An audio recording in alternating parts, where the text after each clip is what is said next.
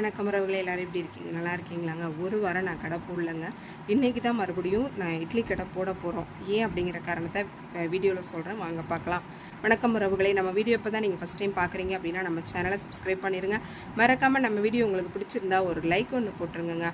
போன வாரம் சனிக்கிழமை தூத்துக்குடிக்கு போயிருந்தேங்க. அதாவது என்னுடைய பிறந்த ஊர் வந்து தூத்துக்குடி. ஏற்கனவே உங்கள் எல்லாத்துக்குமே தெரிஞ்சிருக்கும்.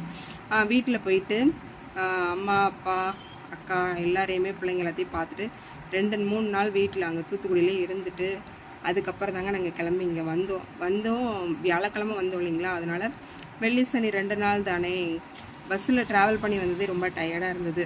அதனால் சரி வெள்ளி சனி ஞாயிறு 2 நாள் கடை போட வேணாம், மண்டே போட்டுக்கலாம் அப்படின்னு சொல்லிட்டு இருந்தோம். அது மட்டும் இல்லாமல் சரி போடலாம் அப்படின்னு யோசிக்கிறப்ப சிலிண்டர் தீர்ந்துருச்சுங்க.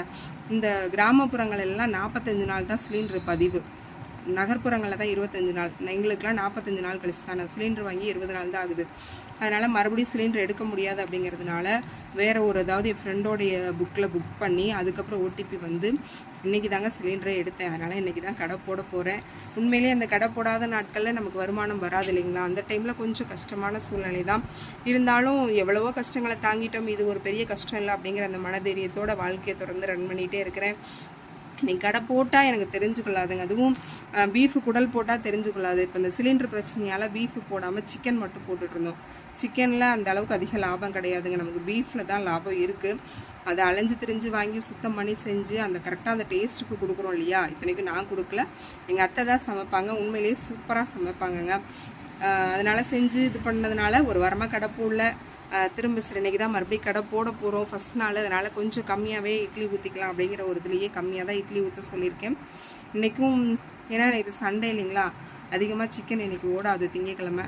அதனால் நார்மலாக இன்றைக்கி இட்லி குழிப்பணியாரம் மட்டும்தான் போடுறோம், நாளையிலேருந்து கறி எடுத்துக்கலாம் அப்படிங்கிற ஒரு இதில் போட்டுட்ருக்கோம். எல்லாருடைய வாழ்க்கையுமே கஷ்டம் கவலை கண்ணீர் சந்தோஷம் எல்லாம் கலந்தது தாங்க. உண்மையிலேயே அந்த வாழ்க்கையை மனதார சந்தோஷமாக ஏற்றுக்கிட்டோம் அப்படின்னா நம்மளுடைய வாழ்க்கை இனிமையாக தான் அமையும். என்னுடைய வாழ்க்கையை எவ்வளவு கஷ்டங்களை தாண்டி வந்தாலும் மனதார நான் ஏற்றுக்கிட்டதுனால என்னுடைய வாழ்க்கை இனிமையாகவும், ஒரு சில நேரங்களில் கஷ்டமாக இருக்கும், அடுத்த நேரம் அதை மாற்றிக்கிட்டு நம்மளுடைய வாழ்க்கையை சந்தோஷமாக அமைச்சுக்கணுங்க. அதுதான் வாழ்க்கை. வீடியோ பிடிச்சிருந்தா லைக் பண்ணுங்கள். நீங்கள் இன்னும் நம்ம சேனலை சப்ஸ்கிரைப் பண்ணல அப்படின்னா மறக்காமல் சப்ஸ்கிரைப் பண்ணுங்கள்.